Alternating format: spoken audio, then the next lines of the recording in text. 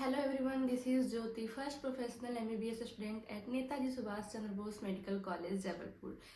आप में से बहुत लोगों ने पूछा था कि क्या हम अभी से बिल्कुल जीरो से प्रिपरेशन स्टार्ट करें तो 500 प्लस मार्क्स और 600 प्लस मार्क्स स्कोर कर सकते हैं क्या। तो हाँ, आप सभी के क्वेश्चन का आंसर है यस।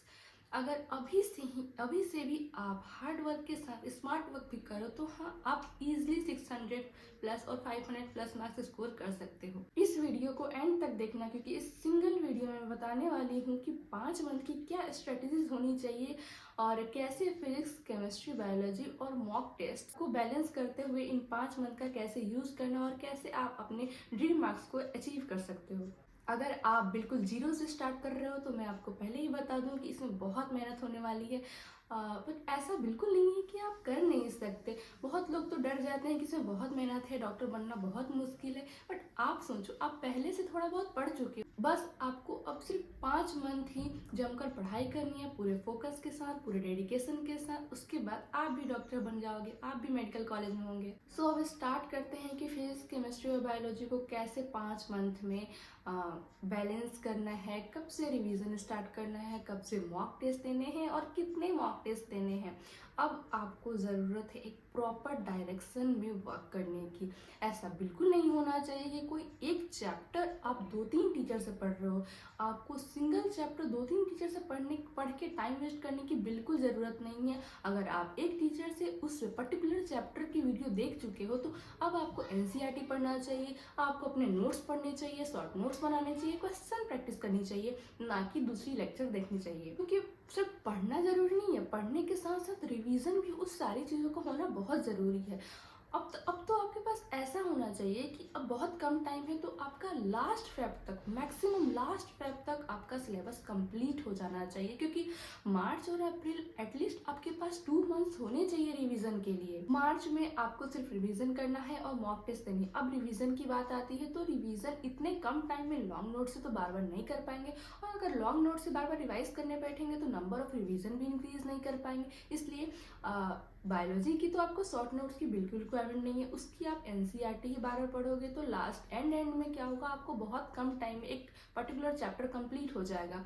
फिजिक्स केमिस्ट्री के लिए बहुत ज़रूरी है नोट्स, शॉर्ट नोट्स बनाना, क्योंकि फिजिक्स केमिस्ट्री के बार बार आप लॉन्ग नोट्स नहीं पढ़ सकते, क्योंकि लॉन्ग नोट्स में क्वेश्चंस भी इन्वॉल्व होते हैं। तो आपको बार बार क्वेश्चन देखने की बिल्कुल ज़रूरत नहीं है, शॉर्ट नोट से आपको हमेशा करना है। 2 मंथ जो बाकी हैं, मार्च और अप्रैल, इसमें सिर्फ आपको रिवीजन करना है, और वो भी शॉर्ट नोट से, लॉन्ग नोट्स बिल्कुल यूज नहीं करना है फॉर फिजिक्स एंड केमिस्ट्री। अब अगर आपको ये समझ नहीं आ रहा है कि शॉर्ट नोट्स कैसे बनाए या शॉर्ट नोट्स में क्या क्या लिखना है, तो मैं बता दूं कि कुछ चैप्टर्स के शॉर्ट नोट्स मैंने इस चैनल पे अपलोड कर दिया है, और टेलीग्राम भी आप ज्वाइन कर सकते हो, वहाँ पे भी मैं शॉर्ट नोट्स अपलोड कर दूंगी। टेलीग्राम पे आपके प्रिपरेशन से रिलेटेड कुछ और डाउट भी हो तो वो भी आप पूछ सकते हो। और मेरे शॉर्ट नोट्स की हेल्प से आप अपने शॉर्ट नोट्स बनाओ, क्योंकि अपनी हैंड राइटिंग कैसी भी हो वही बेटर तरीके से समझ आती है। इसलिए जो भी नोट्स हो या शॉर्ट नोट्स हो वो आपकी खुद की हैंड राइटिंग में होनी चाहिए। मार्च में आपको अपने शॉर्ट नोट से बहुत अच्छे से, बहुत जम के रिविजन करना है, एंड पर वीक आपको एटलीस्ट 3 मॉक टेस्ट देने हैं। पर जिस दिन आपने मॉक टेस्ट दिया है उसी दिन उस मॉक टेस्ट का आपको एनालिसिस भी करना है। आपने क्या किया, क्या क्या मिस्टेक करा, कौन से कॉन्सेप्ट आपके वीक हैं, कौन से टॉपिक आपके वीक हैं, वो सारे टॉपिक को उसी दिन रिवाइज करो, उसी दिन वो सारे डाउट को क्लियर करो। ये एक बेस्ट तरीका है मॉक टेस्ट देने का, क्योंकि जब तक आप अपनी मिस्टेक्स को एनालाइज नहीं करोगे ना तो कोई मतलब नहीं है मॉक टेस्ट देने का, क्योंकि नीट वाले दिन भी वही सिली मिस्टेक्स, वही कॉन्सेप्चुअल मिस्टेक्स करके आओगे आप।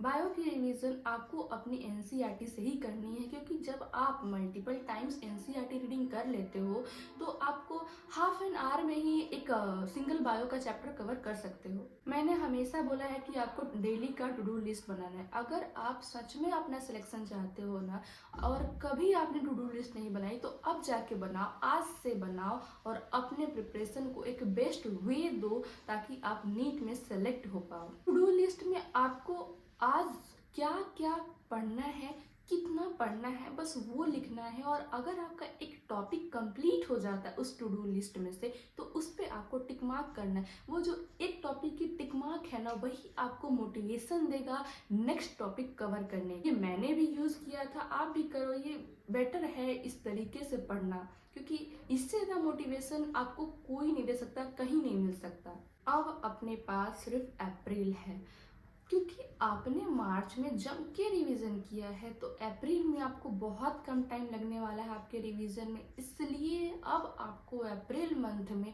अपने नंबर ऑफ मॉक टेस्ट को इंक्रीज करना है। मार्च में अपन ने 3 मॉक टेस्ट दिए थे पर वीक, लेकिन अब अप्रैल में आपको 4 मॉक टेस्ट देने हैं पर वीक। और जैसे मैंने बताया कि आपको जिस दिन आपने मॉक टेस्ट दिया उसी दिन आपको अपनी मिस्टेक एनालिसिस करनी है, उसी दिन आपको अपने पेपर से रिलेटेड सारे डाउट क्लियर करने हैं। मैं बस इतना कहना चाहती हूँ कि हर मॉक टेस्ट को आप नीट के पेपर जैसा अटेम्प्ट करो। जो भी आपके उसमें मिस्टेक्स हुए हो या फिर कोई भी डाउट हो, तो आप गूगल का हेल्प लो, या फिर अगर आप ऑफलाइन कोचिंग में हो तो टीचर की हेल्प लो, या फिर आपकी एनसीईआरटी तो है ही सही आपके पास, उसकी हेल्प लो, उससे अपने सारे डाउट्स क्लियर करो। या जो भी कंसेप्ट आपके वीक है उसको स्ट्रॉन्ग करो पहले, फिर जाके नेक्स्ट मॉक टेस्ट दो। उसमें आपके डेफिनेटली मार्क्स इंक्रीज होंगे अगर आप बस इतना करते हो। अपनी मिस्टेक एनालिसिस से ही आप अपने मार्क्स इंक्रीज कर सकते हो। अप्रैल में मॉक टेस्ट के साथ साथ आपको अपने रिवीजन को कंटिन्यू ही रखना है। ये नहीं कि रिवीजन बहुत कर लिया है मार्च में तो अब छोड़ देना है, बिल्कुल नहीं। अगर आप रिवीजन छोड़ दोगे तो फिर से भूल जाओगे, कोई मतलब नहीं है। फिर मैं आपको एक फॉर्मूला बताती हूँ जो मेरे टीचर ने मुझे बताया था कि जो सिलेक्शन होता है ना, वो डायरेक्टली प्रोपोर्शनल होता है नंबर ऑफ रिविजन्स के and inversely proportional to the number of resources.